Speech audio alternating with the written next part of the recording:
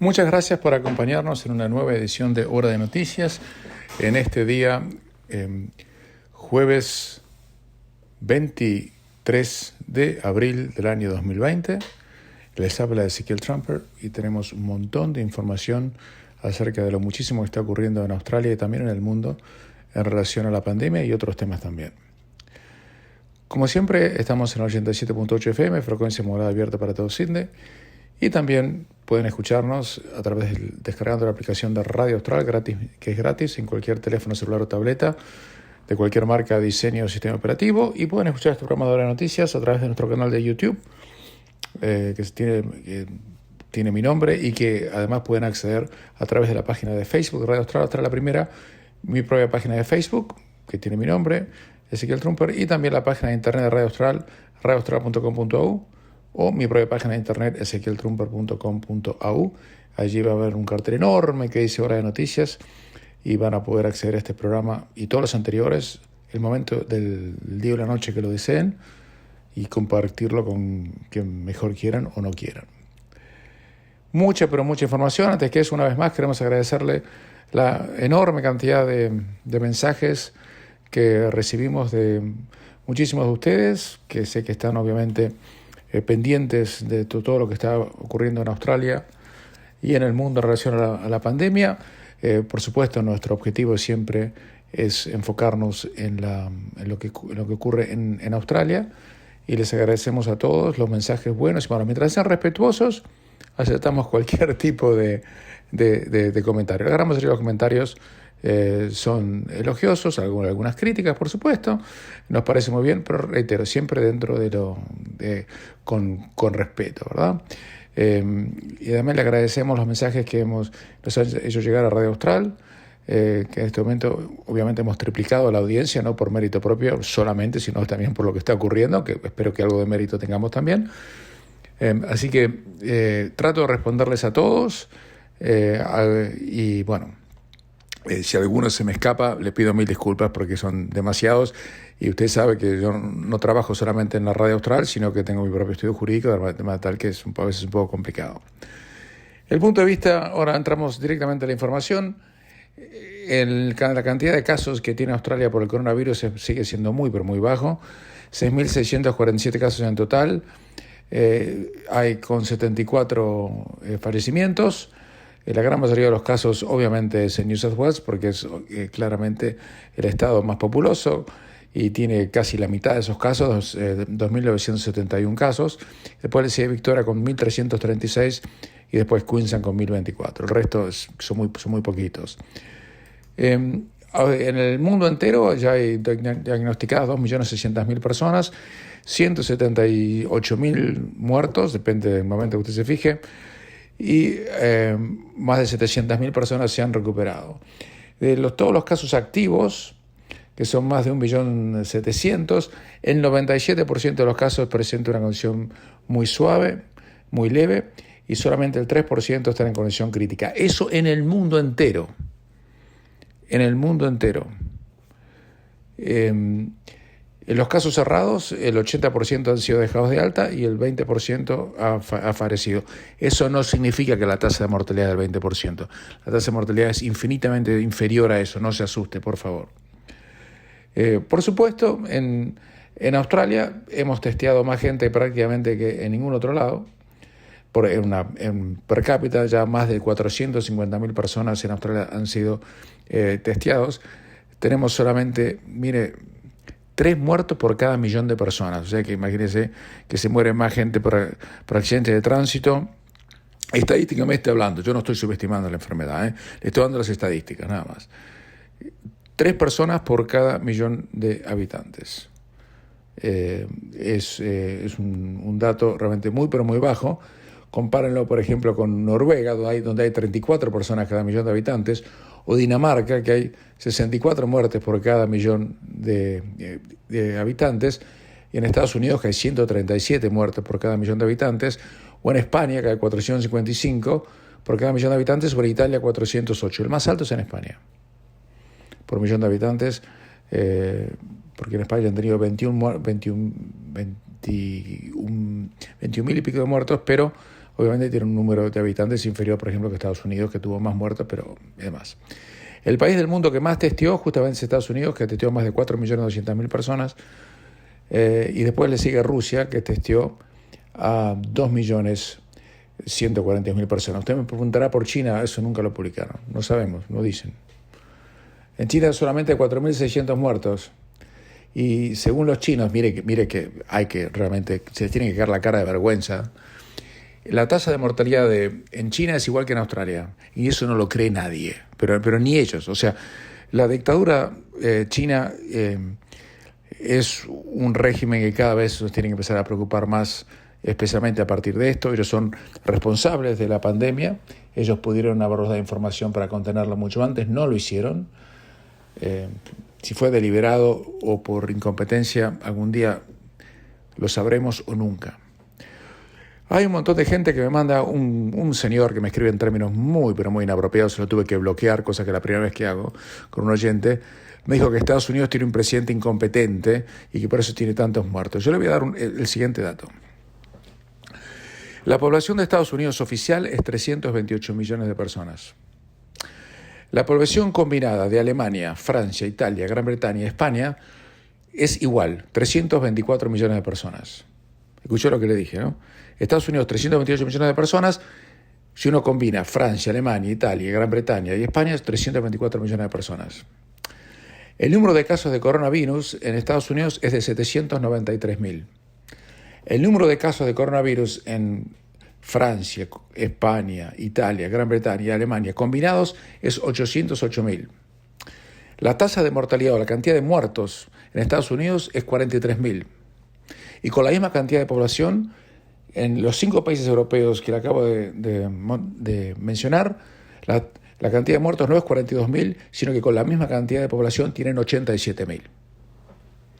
O sea que es más del doble. Entonces, cuando aquella gente que a lo mejor tiene una obsesión contra Trump y contra los Estados Unidos, por esto por lo otro, yo le estoy dando los números de la cantidad de muertos que ha habido en Estados Unidos y la cantidad de muertos que ha habido en Europa con una población similar. Y la fuente de esta información no es un bloguero de internet, sino es el instituto más prestigioso de medicina que existe en el mundo, que es el Johns Hopkins University and Medicine Coronavirus Resource Center, el centro con mayor autoridad que existe para medir el efecto del coronavirus en el mundo. El Johns Hopkins, que lo conoce todo el mundo. Así que esos son los números.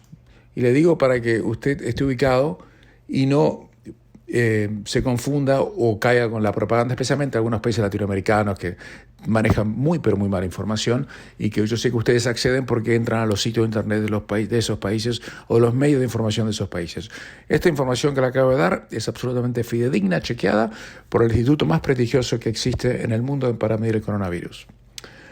Volviendo a Australia, el Deputy Chief Medical Officer, que se llama Paul Kelly, dice que todavía no es el momento para que los nietos visiten a sus abuelos. Que los hijos pueden ir, pero los nietos no.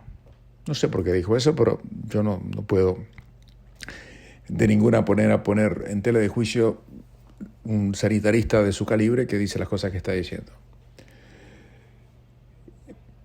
Sigue el problema en las nursing homes y los geriátricos. A pesar de la directiva del primer ministro de decir que los geriátricos no están para encarcelar a los que viven ahí y que tienen que permitirle que puedan ver a sus familiares más cercanos, me ha llegado comentarios de varias gente que tiene parientes en geriátricos, especialmente en el oeste de la ciudad de Sydney, donde la gente que está administrando no los deja entrar ni ver a sus parientes, lo que es un acto inhumano, cruel e innecesario. El primer ministro, en una conferencia de prensa que dio hace un par de días, dijo claramente que eso no es la recomendación oficial ni la política del gobierno. Así que tienen todo el derecho, si están en esa situación, de quejarse y elevar quejas con las autoridades sanitarias de New South Wales contra los geriátricos que están utilizando esa política que, reitero, que no ataja el coronavirus, sino porque nadie pide que se pasen y le den un abrazo, porque pueden encontrarse en un lugar abierto, con una distancia social, sin poner en peligro la vida de absolutamente nadie. Bueno, sin embargo, a pesar de la directiva del primer ministro, sigue habiendo problemas por parte de estos geriátricos, muchas veces manejada o manejados por administradores que uno no puede calificar como los más brillantes e inteligentes del mundo. El número de casos en el mundo, ya le dije, ha pasado más de 2,5 millones. Se está haciendo la investigación de qué pasó con el Ruby Princess, el crucero, y porque no se puede creer que sin testear dejaron bajar el 19 de marzo a 2.700 personas que estaban en ese crucero, y ahora se sabe que había gente que estaba infectada y había razones para sospechar que lo estaba. Eso es en cuanto a la parte sanitaria. Eso es allí donde estamos parados. En las últimas 24 horas hubo apenas 4 casos, que es prácticamente el número más bajo desde que esto empezó. Y señoras y señores, si los números son tan pero tan bajos, a mí me parece que ha llegado la hora para que Australia empiece a por lo menos considerar aflojar en algo las restricciones que están ahogando y sofocando la economía de este país. Hacemos una pequeña pausa y continuamos con ese tema. Antes de entrar a comentar acerca de lo que está ocurriendo en la parte económica, yo sé que a usted le preocupa muchísimo. Hay una dicotomía,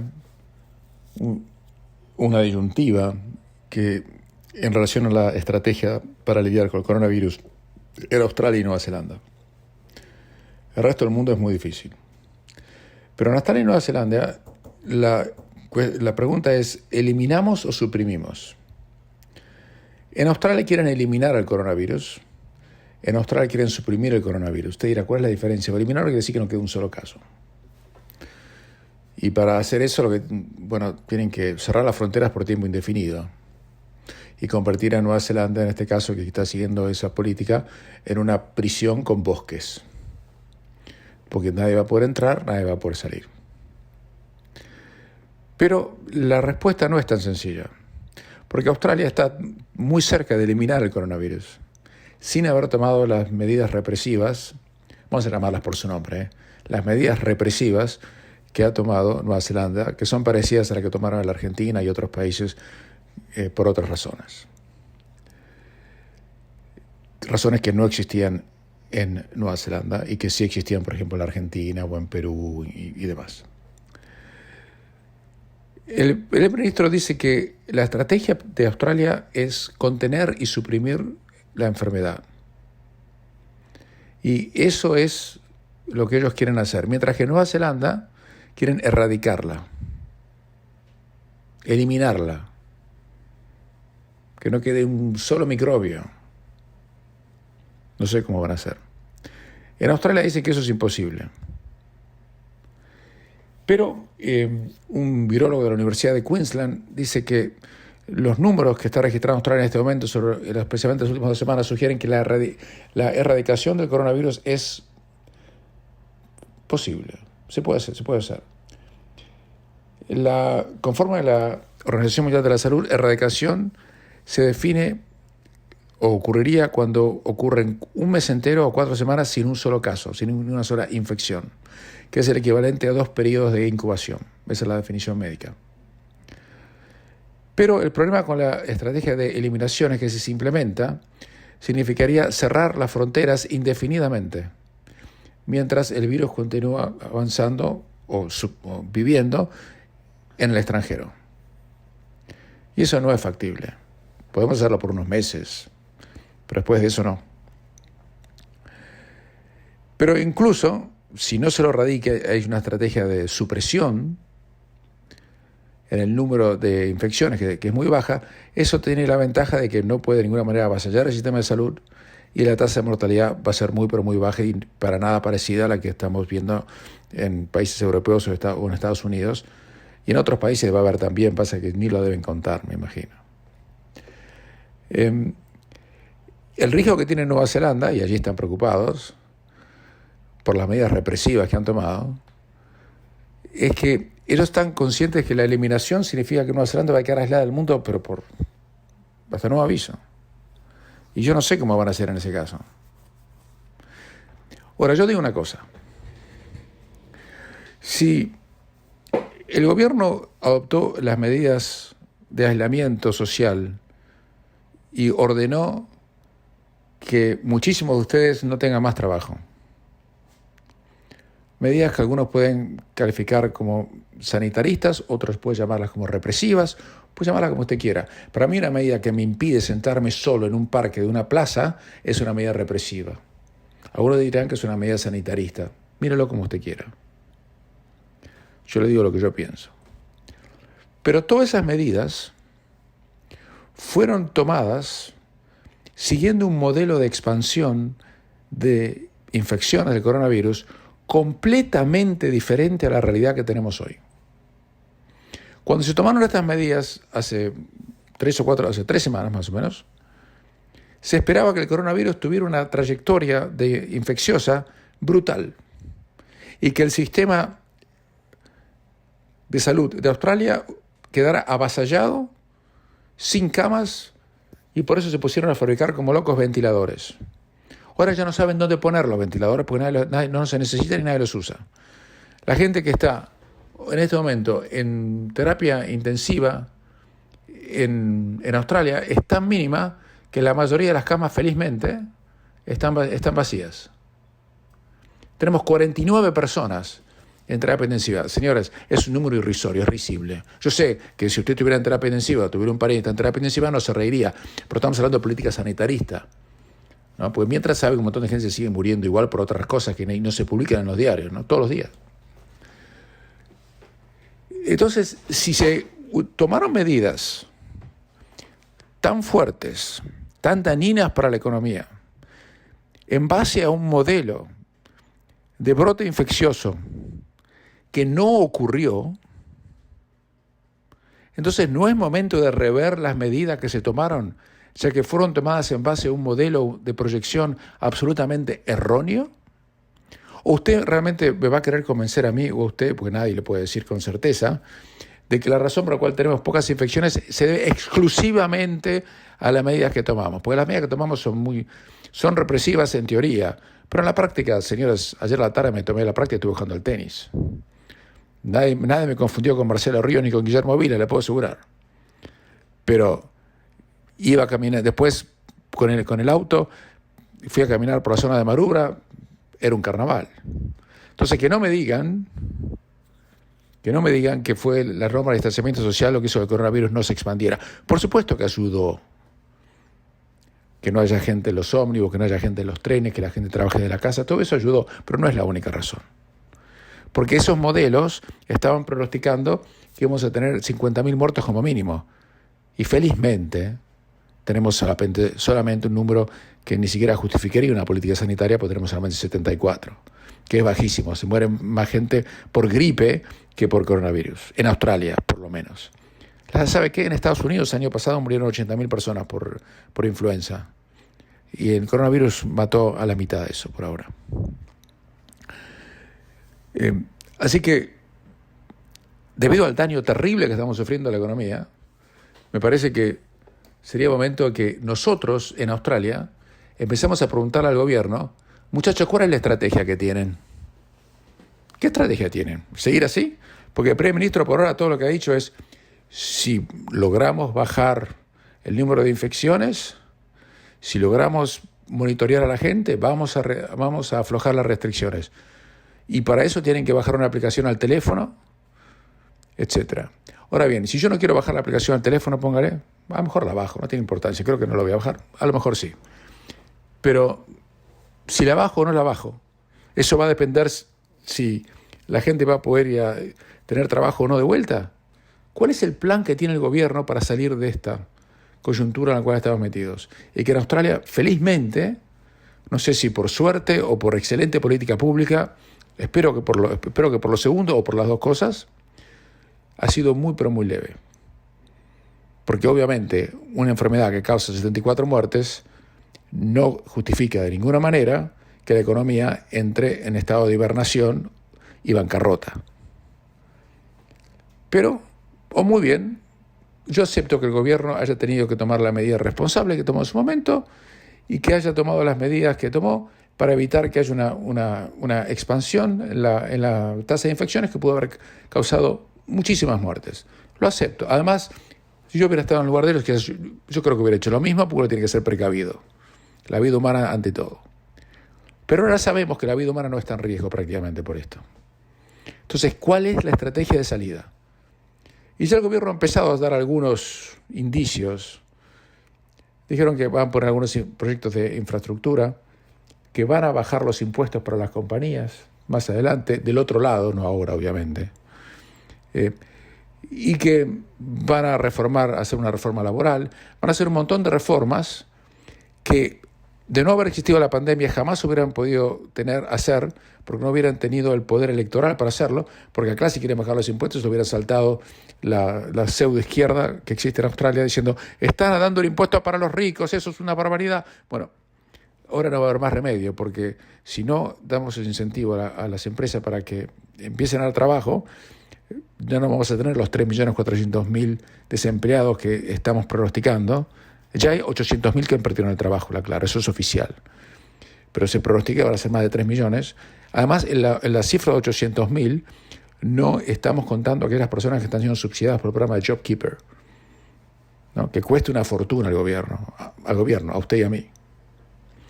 Bueno, entonces vamos a ver cuál es la estrategia. Pero reitero, a lo mejor van a utilizar el tema de la pandemia para hacer reformas que en condiciones normales jamás hubieran podido hacer porque no hubieran tenido capital político. Ahora tienen la necesidad de hacerla y nadie se lo puede cuestionar. Aunque uno se imagina que el líder de la oposición, que está haciendo un papel lamentable, en mi opinión, Albanese, pero no sé si va a llegar a la próxima elección de lo lamentable que es el papel que está haciendo. El otro día se paró delante de los trabajadores de Virgin Australia, que está en convocatoria de acreedores, está en insolvencia, y dijo que el gobierno tiene que hacer algo para salvar estos puestos de trabajo, cuando el gobierno dijo, mira, nosotros no podemos hacer nada para salvar puestos de trabajo porque Virgin Australia es propiedad de cuatro magnates multimillonarios y nosotros nos vamos a poner plata del gobierno para salvarlos a ellos. Tenemos Singapur, Abu Dhabi, un consorcio chino y alguien más, que no me acuerdo en este momento, que controla el 90% del paquete accionario de Virgin Australia y que no quieren poner $1 para salvar a la compañía, entonces tienen que venir los australianos, nosotros, usted y yo, a poner plata para salvar a la compañía. No va. El gobierno dijo, no lo vamos a hacer. Y el albanese no tiene mejor idea que hacer populismo barato. Tenemos que salvar estos puestos de trabajo. ¿Pero con qué plata, señor albanese? Aparte que usted, ¿qué quiere subsidiar a los millonarios de Abu Dhabi, de los Emiratos Árabes o de Singapur? Y chinos. Bueno. Y después la otra barbaridad que se mandó Albanese últimamente, cuando los periodistas están perdiendo el trabajo en todos los canales de televisión, en todas las radios, porque no hay publicidad. Y Canal 10 echó a medio mundo, Canal 7 ha hecho recortes salariales, Canal 9 también, que hasta News Limited cerró sus 60 diarios regionales, comunitarios. Bueno, Albanese dijo, ¿y por qué no le damos más plata a la ABC? Como sabemos perfectamente que la gente que trabaja en la ABC tiene salario asegurado, gana fortunas que no se merecen y en el sector privado la gran mayoría nunca los contratarían. Pero él no tuvo mejor remedio que ir a decir eso. Por ahora el papel de la oposición es oscuro y cuando abre la boca yo me imagino que hasta Bill Shorten debe haber dicho ¿cómo puede ser que tenemos este tipo ahí? Una de las razones por la cual el gobierno puede no estar aflojando las cuerdas en este momento, y dijeron que no lo van a hacer por 3 semanas más, es por lo que pasó en Singapur. Porque Singapur era el abanderado de una prudencia en política sanitaria. Y de repente, ¿sabe lo que les pasó? Estaba todo fenómeno. Pero los singapurenses se olvidaron de una cosa, que había un montón de trabajadores que habían llegado como inmigrantes, que no tenían estatus de residente en Singapur ni lo tienen, y que viven hacinados en dormitorios en algunas regiones. Singapur es una ciudad-estado muy chiquita, pero algunos en los bordes de Singapur, dentro de Singapur, y no los habían testeado. Y ahí hubo un brote infeccioso impresionante. Y de repente, de prácticamente no tener prácticamente ningún caso, muy pocos, se le despachó y aparecieron más de 7.000 casos de inmigrantes en los últimos días. Y en este momento Singapur, con una población de 6 millones de personas, tiene casi 10.000 infectados. Por supuesto, la tasa de mortalidad es muy baja, tiene solamente 11 muertos, porque tiene un sistema de salubridad excelente. Pero en Australia, el primer ministro Scott Morrison ha dicho que ese es el temor que tienen. y por eso no están aflojando. Y es muy fácil hablar desde aquí, me parece que creo que es la última línea de crédito que uno le está ofreciendo al gobierno, le está diciendo, mire, si de acá a 3 semanas seguimos como seguimos, y no va a haber, y no ha habido ningún brote infeccioso, y seguimos bajando la curva hasta el punto tal que ya no es curva, es una recta plana, una línea plana que no se mueve para arriba, bueno, primer ministro, es hora de reabrir algunas cosas, ¿no le parece, no? Hacemos una pequeña pausa y continuamos. Porque además uno de los problemas más serios que va a causar esta pandemia es algo de lo que casi nadie habla. Va a haber un hambre tan impresionante en el mundo que vamos a terminar en guerras. Le explico por qué. Voy a tratar de desarrollar la idea para que usted entienda de qué se trata.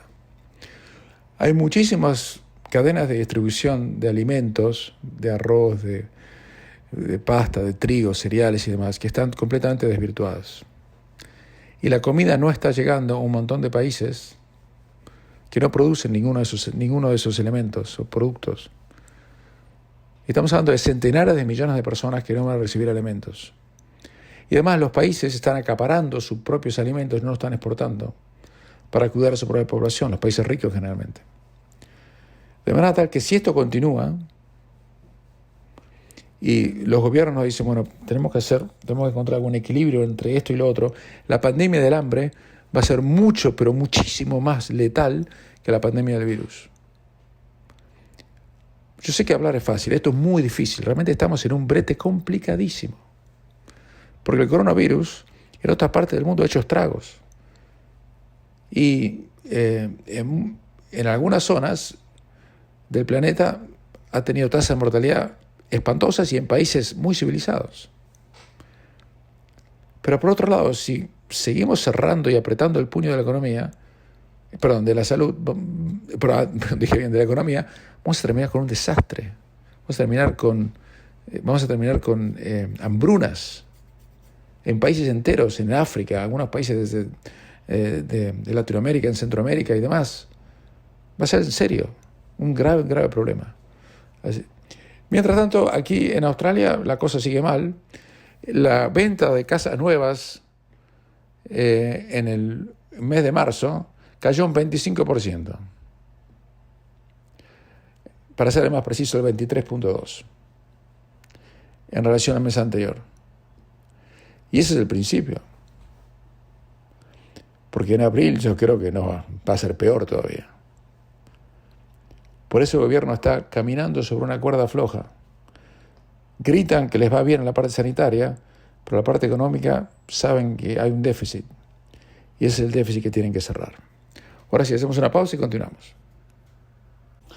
Antes de pasar al próximo tema, les digo que el gobierno de New South Wales acaba de sacar una disposición por la cual, por el tema del coronavirus, se van a poder hacer a partir del día de mañana, o de hoy en realidad, creo que la resolución empieza hoy, no mañana, pues lo mismo para el caso, no va a ser necesario estar presente para que una persona pueda firmar un testamento, un enduring power of attorney o un enduring guardianship.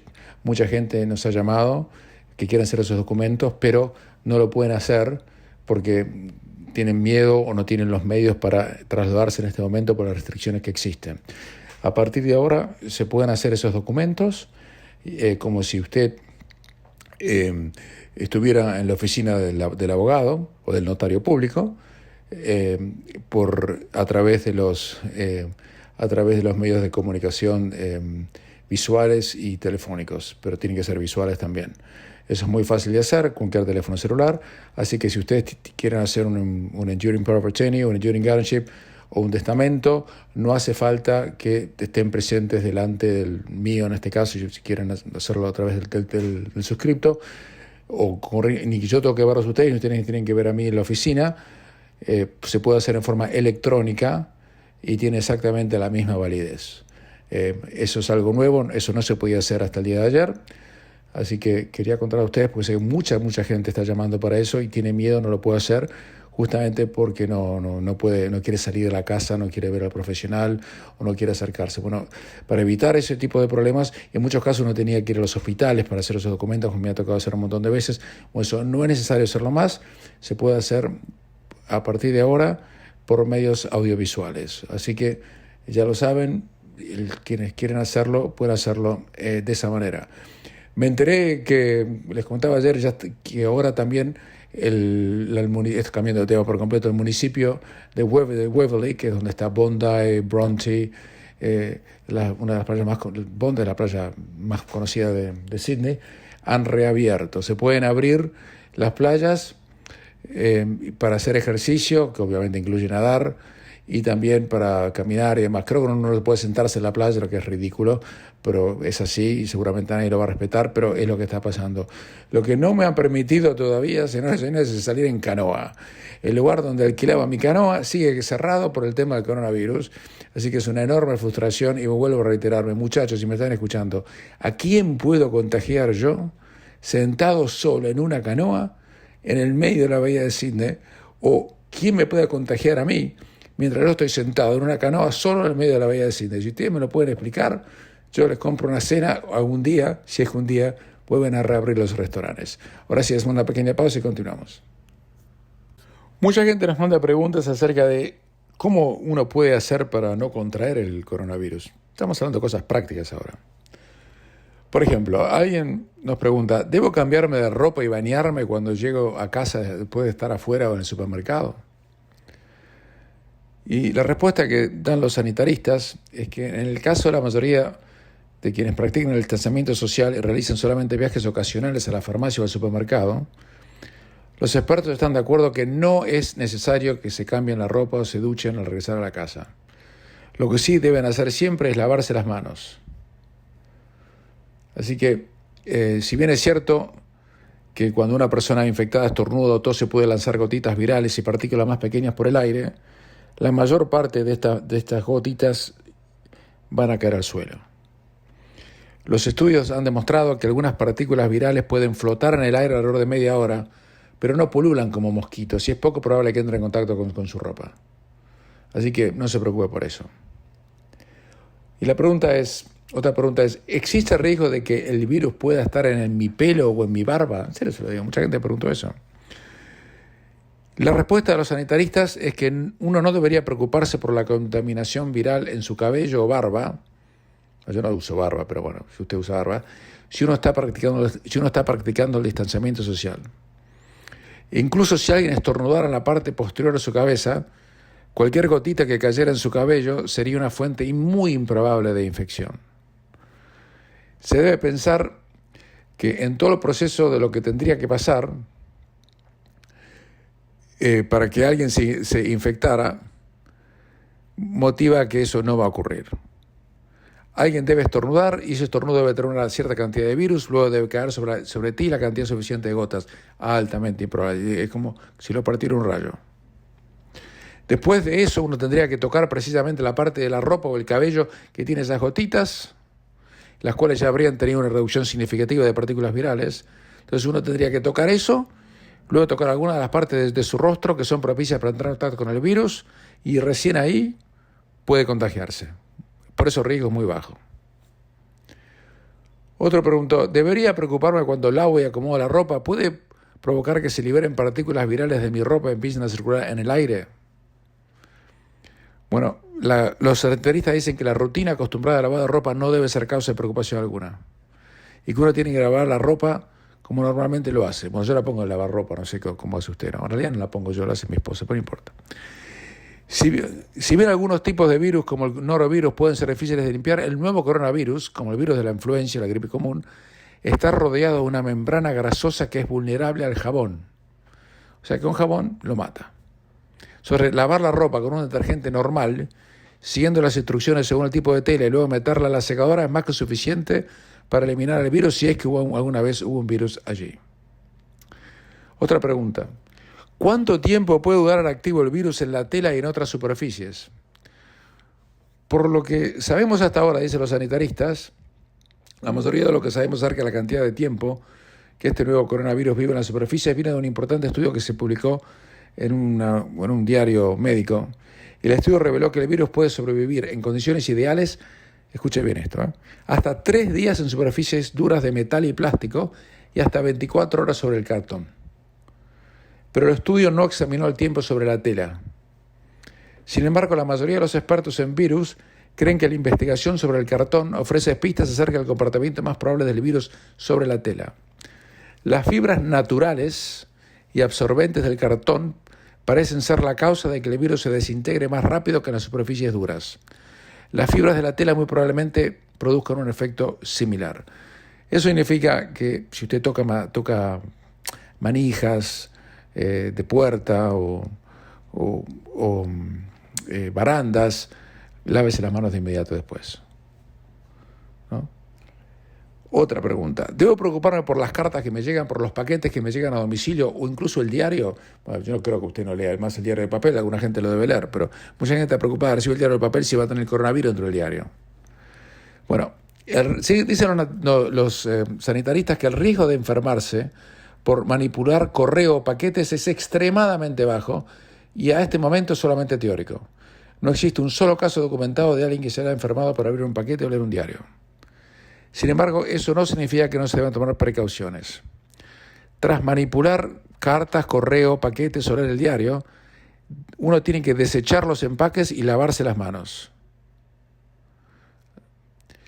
¿Qué tanto uno puede preocuparse por el riesgo de infección si sale a caminar o a pasear el perro? Y esto es muy importante. Ya se lo hemos dicho anteriormente y lo vamos a ratificar.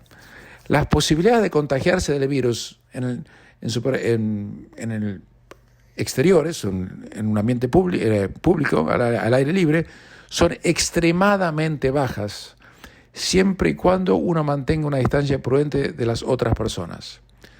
Estar al aire libre es seguro y ciertamente no hay nubes de gotitas respiratorias cargadas de virus merodeando por ahí. Esas fueron las palabras textuales de la doctora Lidia Moravsky, que es directora del Laboratorio Internacional de Calidad del Aire y Salud de la Universidad de Tecnología en Queensland, en Brisbane. Y dijo: primero, cualquier gotita respiratoria infecciosa exhalada al aire libre se diluye rápidamente en el aire, así que sus concentraciones enseguida se vuelven insignificantes. Además, la estabilidad del virus al aire libre es muchísimo menor que en espacios cerrados. Así que estar afuera no es realmente un problema, a menos que estemos en un lugar muy concurrido, lo que de todas maneras hoy no está permitido. Es seguro ir a dar un paseo, salir a trotar, salir a caminar y no preocuparse por el virus en el aire.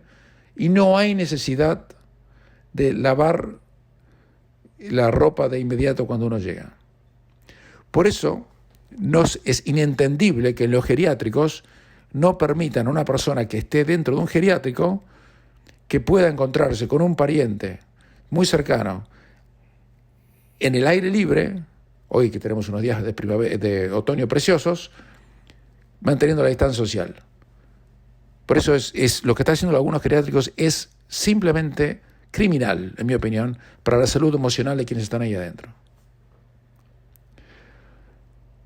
Otros dicen que uno debe quitarse o no los zapatos y limpiarlos cuando llega de la calle. Esto es una locura, a mí jamás se me hubiera ocurrido, pero me lo preguntaron, me tomé el trabajo de averiguarlo. Los zapatos pueden albergar bacterias y virus, pero eso no significa que sean una fuente común de infecciones. Un estudio reciente de China reveló que la mitad de los trabajadores de la salud que participaron tenían coronavirus en los zapatos, lo cual no es de sorprender porque venían de hospitales con pacientes infectados. Entonces, ¿qué debemos hacer con respecto a los zapatos? Si los zapatos se pueden lavar, pueden meterlo en la lavadora. Bueno, me imagino que si tiene un par de Ferragamo no lo va a meter en lavarropa. Algunos lectores preguntaron sobre limpiar las suelas de sus zapatos con toallitas. Eso no se recomienda. No solamente es desperdiciar una buena toallita desinfectante, y hoy es muy difícil conseguirla, sino que traslada gérmenes que podrían permanecer en la suela de sus zapatos o en el piso directamente a sus manos. O sea que es peor remedio que la enfermedad. En realidad, la recomendación es que los zapatos no haga nada. Por supuesto, no sé cómo serán sus costumbres individuales, pero uno cuando llega a la casa se saca los zapatos, es lo primero que hace, y los deja en un lugar cerca de la puerta, ¿no? Así que eso es lo que quería contarles en materia de no tanta cosa política elevada, no tanta discurso, sino cosas bien prácticas acerca de cómo lidiar todos los días con el tema del coronavirus. Espero que les haya servido. Hacemos una pausa y continuamos. Este programa es auspiciado por mi estudio jurídico. Si quieren hacer cualquier tipo de consulta legal, llámame por favor al 0412-388-369, reitero, 0412-388-369, para cualquier tipo de consulta legal que desee realizar o cualquier otro trámite administrativo o burocrático que necesite hacer en materia de poderes o testamentos. Muchas gracias. Dígame una cosa, señor o señora. ¿Usted extraña el fútbol? Sabe que a mí todavía no me ha pasado. Los días que estamos viviendo últimamente son repetidos, aburridos, con humores cambiantes. Usted debe tener días de buen humor, días de mal humor, días que está feliz, días que está medio deprimido, angustiado. Es normal. Estamos viviendo una época con una absoluta incertidumbre. Usted debe querer a lo mejor ir a visitar a algún pariente cercano o tenía algún plan para ir a su país de origen en un momento dado y hoy en día no puede ni planearlo. Usted seguramente pensaba que algún pariente muy cercano iba a venir a visitarlo y hoy es imposible que lo haga porque las fronteras están cerradas. Usted ha visto como, igual que yo, como que toda su vida y todo lo que estaba alrededor suyo ha cambiado hasta de gusto y sabor. No podemos ir a un café, no podemos encontrarnos con un amigo, no podemos visitar la gran mayoría de nuestros familiares. Estamos viviendo eras de absoluta incertidumbre. Y es una sensación, más allá de las noticias, muy desagradable. Porque al principio empezó como una sorpresa, pero ahora la sorpresa se agotó. Ahora es una nueva normalidad, una nueva realidad. Por eso, por lo menos aquí en Australia, donde estamos también desde el punto de vista sanitario, eso es innegable, lo que estamos, y muchos, no soy obviamente yo detrás del micrófono, que tengo el privilegio de ocupar en Radio Austral, el único que lo pide, estamos pidiendo que bajen un poco las restricciones, porque queremos disfrutar de la vida. Porque la vida pasa rápido, y uno está dispuesto a hacer sacrificios muy importantes para preservar su salud y la salud de sus semejantes. Pero en tanto en cuanto esos sacrificios tengan algún sentido. Pero hacer sacrificios simplemente porque el gobierno de turno no quiere tomar ningún riesgo y porque piensa que las encuestas le dan bien así y por lo tanto no quiere cambiar nada, y es un poco irritante. No hemos llegado en Australia a ese punto. No hemos visto las ridiculeces. Por ejemplo, en la Argentina sacaron un decreto que en la ciudad de Buenos Aires una persona de 70 años para arriba no podía salir a la calle ni siquiera para ir al supermercado sin pedir un permiso especial al gobierno, por el cual tenían que llamar un número de teléfono y le tenían que dar una clave para que pudiera salir a la calle. Se armó tan escándalo que lo tuvieron que dejar de lado, porque la gente de 70 para arriba, y yo tengo menos que eso, pero la gente de 70 para arriba, tengo 60, la gente de 70 para arriba es la gente que más se cuida, la gente más responsable, con más experiencia. Y sin embargo, los dirigentes argentinos, que son muy poco capaces, muy poco inteligentes, y lo digo con conocimiento de causa, son, yo diría, desde el punto de vista político internacional, medio pelo para abajo, pusieron una medida como esa, y casi los cuelgan, figurativamente. Bueno, aquí no estamos en esas circunstancias. Aquí estamos mejor, pero es hora de que podamos empezar a disfrutar un poco más de la vida. En cuanto al fútbol, no va a volver. La UEFA tuvo una reunión ayer, la UEFA es la organización que maneja el fútbol en Europa, que es el fútbol más importante del mundo, y están tratando de empujar para acabar la temporada, e hizo una fuerte recomendación para que las competencias nacionales que están suspendidas, obviamente, se lleven a término. Y hubo una reunión telefónica con las 55 federaciones que forman parte de la UEFA. Y una posibilidad es terminar los campeonatos nacionales en junio y completar la Champions League en agosto. Pero no es más que un escenario, porque no se sabe cuándo se va a poder renovar el fútbol. Además, disputar una competencia nacional al interior de las fronteras de un país parece quizás factible. Yo creo que ni eso es factible hoy por hoy. detrás de puertas cerradas. Pero ¿cómo van a hacer para disputar partidos donde un equipo tiene que ir a otro país cuando las fronteras del otro país están cerradas? Así que lo más probable es que no se termine la temporada. Pero en realidad, al lado de todas las cosas que les estoy contando, hablar de fútbol es casi una falta de respeto, una trivialidad. Espero que estén bien, cuídense mucho, el clima es hermoso, disfruten de la vida de la manera que puedan y la seguimos mañana. Les habló Ezequiel Trumper.